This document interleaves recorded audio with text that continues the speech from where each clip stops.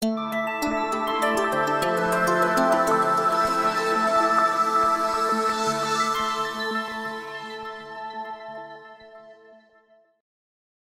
cette courte vidéo, nous allons voir comment rajouter un formulaire de notre autorépondeur en tant que ici élément réutilisable. Donc on va commencer ici par préparer notre formulaire, bien entendu. Et donc là pour ça, j'ai prévu un formulaire que j'ai appelé Horizontal Form. Et voilà pour l'instant à quoi ressemble mon formulaire. Je peux voir exactement son rendu en cliquant sur le bouton en lien ici. Voilà donc le formulaire que je prévois d'insérer dans mon article, d'accord? Alors, ce formulaire-là, je vais essayer par exemple de ne pas avoir ici de texte dans ce formulaire de façon à pouvoir mettre un titre dans le formulaire ici.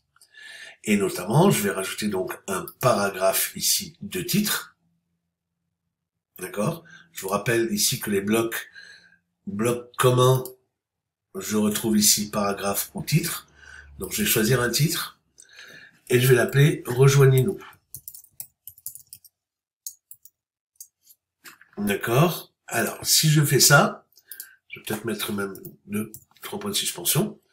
Voilà, et j'aimerais mettre en dessous ici mon formulaire. Donc, comme j'ai mis Rejoignez-nous, je peux tout à fait aller travailler ici quelque chose. Donc ici dans mon formulaire, je vais aller dans les informations à demander. Le profiter d'eux, vous le savez, c'est mon slogan, donc je vais aller ici. Bénéficier de mon cadeau, blabla par exemple, hein, en remplissant ce formulaire. Le formulaire ci-dessous, par exemple. Ou ce formulaire, tout simplement. Voilà, donc, j'enregistre mon formulaire, j'actualise l'affichage, et je vois que ici, donc, voilà, mon formulaire est prêt à être inséré. Alors, le meilleur moyen de le faire, c'est encore de récupérer le code HTML de mon formulaire. Donc je vais cliquer sur le code HTML qui va donc s'enregistrer sur mon bureau ou où je veux sur mon ordinateur. Hein. Une fois que j'ai ce fichier, je vais l'ouvrir. Alors je l'ouvre bien entendu avec un éditeur de texte, hein, pas avec Word. Je copie l'ensemble du code de mon formulaire et je vais aller sur mon article ici pour ajouter du code de formulaire. Alors ici, vous voyez, je peux ajouter un bloc. Hein. Je peux passer par là ou je peux passer directement ici. Donc je vais ajouter un bloc et c'est du HTML que je veux insérer. Donc je vais chercher tout simplement HTML. Et là je vois que j'ai un bloc HTML qui nous est proposé directement. Donc je vais insérer ce bloc HTML et là, écriture en HTML, c'est là que je vais coller tout simplement le code de mon formulaire. Voilà. Maintenant que c'est fait, je peux aussi cliquer sur aperçu. Et là je vois mon formulaire tel que je voulais. Voilà. Alors, attention, ce problème d'ascenseur horizontal ne doit pas, vous devez éviter l'ascenseur horizontal. Hein. Ça vient de la largeur du formulaire, qu'on peut bien entendu travailler. Si mon formulaire est trop large, je peux le travailler au niveau des dimensions. Vous voyez que je l'ai mis à 600, je peux très bien essayer de le mettre à 580. Ça va réduire un petit peu sa taille. Voilà. Et du coup, je vais mettre le code HTML à jour, donc je retélécharge mon code. Comme il voit qu'il existe déjà, il me met un 1 entre parenthèses, bon, c'est pas grave, je l'enregistre, et je l'ouvre donc avec un simple éditeur de texte, un Notepad sous Windows par exemple. Et donc là, je vais aller récupérer tout le code. Et une fois que mon code est récupéré, je vais aller donc le mettre à jour ici, donc en HTML. Je sélectionne tout et je colle par-dessus. Là, je fais un aperçu. Voilà, maintenant, comme vous le voyez, je n'ai plus cet ascenseur horizontal.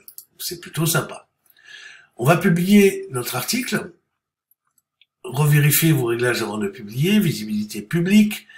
Publier immédiatement. Suggestion, ajouter des étiquettes. Alors tout ça, pour l'instant, on va pas en parler. on va garder les choses telles quelles. On va revenir sur la partie de droite dans la suite de cette formation. Pour l'instant, on va publier de manière à pouvoir aller ici en bas à gauche, voir l'article, pour voir le rendu de cet article dans le cadre de mon blog. Pourquoi je dis dans le cadre de mon blog? Parce que là, vous le voyez complet avec la barre latérale, etc. Donc là, vous le voyez, le pouvoir des mots, rejoignez-nous et le formulaire. Alors maintenant, imaginez que je veuille créer un nouvel article que je vais appeler le pouvoir des images, par exemple, après les mots, hein. Les pouvoirs des images. Et je voudrais donc y mettre du texte. Donc je reviens. Là, on va aller créer deux paragraphes, ça nous suffit. Voilà, de faux texte. On va prendre ce faux texte. Il y a 2 paragraphes, je vous rappelle, hein. Donc du coup ici, je vais commencer à écrire et je vais coller. Du coup, vous le notez, il m'a créé 2 paragraphes parce qu'il a vu un retour chariot entre les deux. Et maintenant, idéalement, j'ai écrit mon article, hein, évidemment, il sera probablement plus long pour vous. J'ai écrit mon article et j'aimerais insérer ce formulaire comme tout à l'heure. D'accord? Mais pour insérer le formulaire comme tout à l'heure, on va aller chercher au niveau de l'article le pouvoir des mots. Donc on va le modifier. Pourquoi? Eh bien pour faire en sorte précisément, là on va passer sur l'aperçu, c'est mieux, voilà, pour faire en sorte précisément que le rejoignez-nous plus notre formulaire soit quelque chose de rééditable. Donc je dois commencer par les sélectionner tous les deux. Donc je clique ici et je clique sur mon deuxième. Voilà, j'ai les deux qui sont sélectionnés, je le vois parce que la couleur bleue. Je vais commencer par grouper ces 2 éléments. Voilà, ils sont groupés. Donc maintenant, je le vois ici, on va repasser en aperçu. Je le vois ici, il s'agit d'un groupe. Et ce groupe-là, en fait, qu'est-ce que je fais? Je vais l'ajouter au bloc réutilisable. Et là, on va l'appeler appel à l'action, par exemple. J'enregistre. Voilà. Donc là, ça ne change rien au niveau, comment dire, rendu graphique, etc. Sauf que là, je suis en bloc réutilisable. Donc je mets à jour. Pourquoi je mets à jour? Pour que justement ces blocs réutilisables soient maintenant dans ma collection, que je peux voir ici dans la partie réutilisable, je vais trouver mon appel à l'action. Et donc du coup, sur mon nouvel article ici, hein, que je n'ai pas encore publié, je ne sais pas si je l'ai immédiatement. Oui, je l'ai. Vous voyez, je n'ai même pas eu besoin. On est toujours en brouillon ici. Je n'ai même pas encore enregistré le brouillon, que déjà ça s'est mis à jour au niveau de l'appel à l'action. Donc je n'ai plus qu'à cliquer sur l'appel à l'action et hop, voilà mon appel à l'action, il est mis directement. D'accord? Donc il ne me reste plus qu'à publier mon article. Voilà. Et on va le regarder en ligne. Et comme vous le voyez, ça a fonctionné. Tout va bien. Donc ça, c'est une des grandes nouveautés de Gutenberg. C'est la possibilité de préparer des blocs réutilisables. Nous avons vu aussi dans les blocs que les blocs étaient réunis en famille de blocs. Je voudrais juste vous montrer un exemple, par exemple, de widget. Par exemple, si je veux un flux RSS, inclure un flux RSS, par exemple celui de StratusWeb, HTTPS, StratusWeb,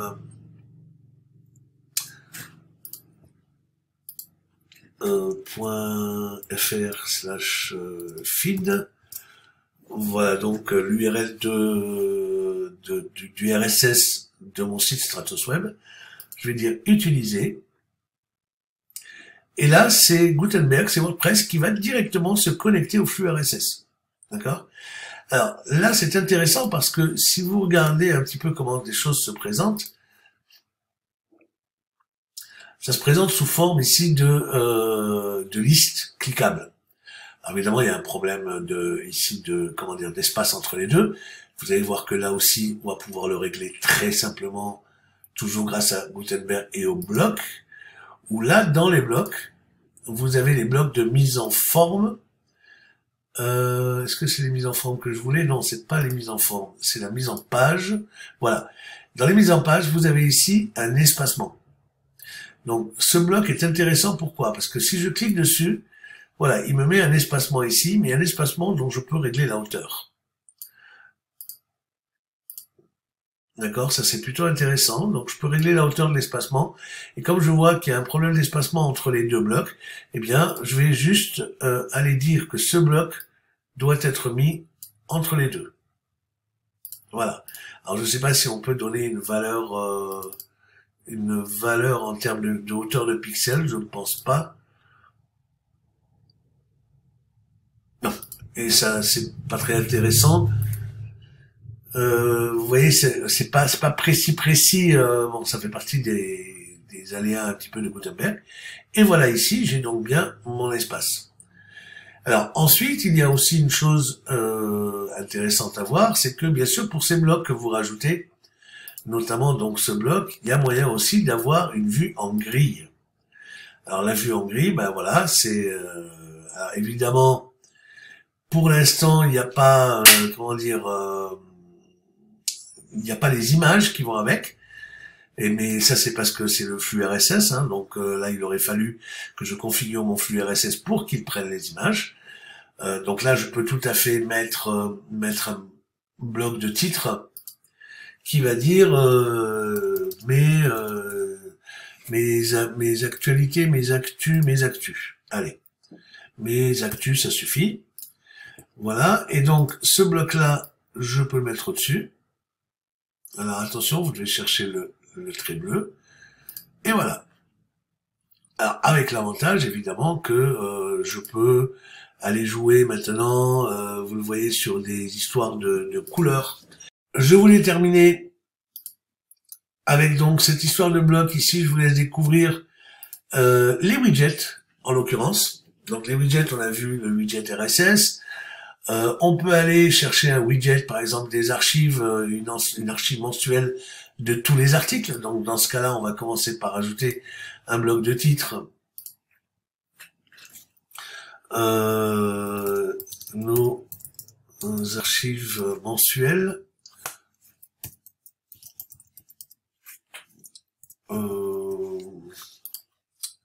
Bon. Voilà, qu'est-ce que j'ai fait là? Bon. On va l'appeler archive. Voilà. Donc, archive, on va convertir ce bloc de paragraphe, on va le convertir en bloc de titre. Vous voyez comment on peut convertir les blocs, c'est plutôt intéressant. Et là, je vais mettre donc un widget. Donc, je vais chercher les widgets et les derniers articles, les derniers contenus. Voilà.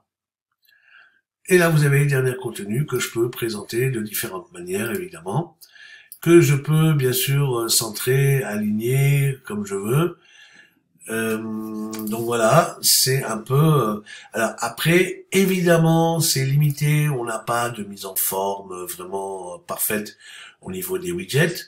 On peut essayer, je ne sais pas si les widgets calendrier existent, par exemple. Dernier contenu, calendrier, si. Alors voilà, par exemple, un widget calendrier qui sera affiché sur ma page.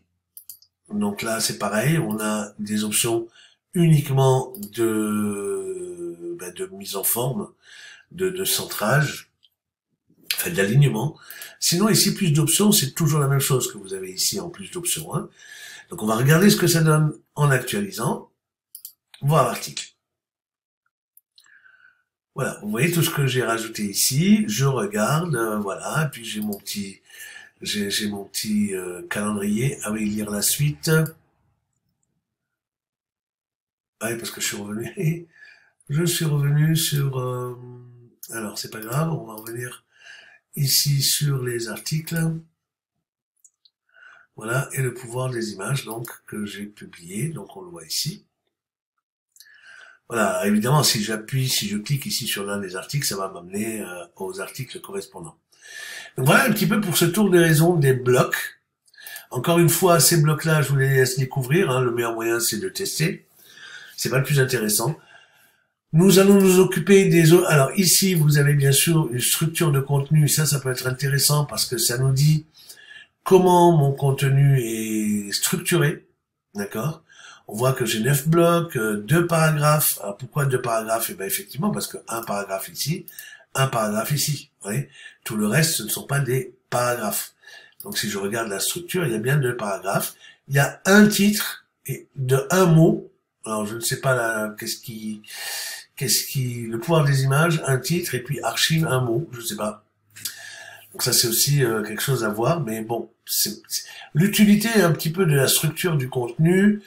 Je sais pas, enfin, ça peut avoir un intérêt, mais bon, pour une utilisation poussée, on va pas s'en inquiéter tout de suite. Là, à côté, vous avez la navigation de blocs. Alors, navigation de blocs, ça, c'est déjà plus intéressant en termes de structure, pour voir la structure de notre article ou la structure de notre page, s'il s'agit d'une page, puisque c'est exactement la même chose, où là, on a, voilà, tout ce qui est utilisé dans la page. 2 paragraphes, c'est les 2 ici.